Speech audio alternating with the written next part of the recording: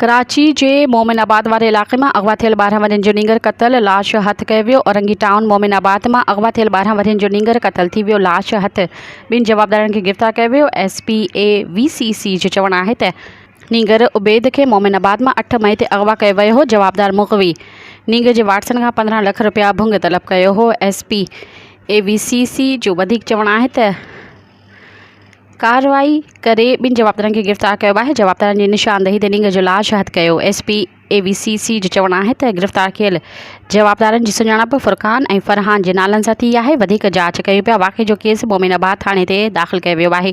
हिकु जवाबदार मक़तूल बारड़े जो भेणी वियो आहे। मासूम नींगर जी बेदर्दी सां क़तल ते घर में रोज़ राड़ो मतल आहे। मज़ीद ख़बरनि ऐं तफ़सीलात लाइ विज़िट कयो असांजी वेबसाइट www.awamiNewsHD.com ऐं ॾिसंदा रहो अवामी न्यूज़ HD।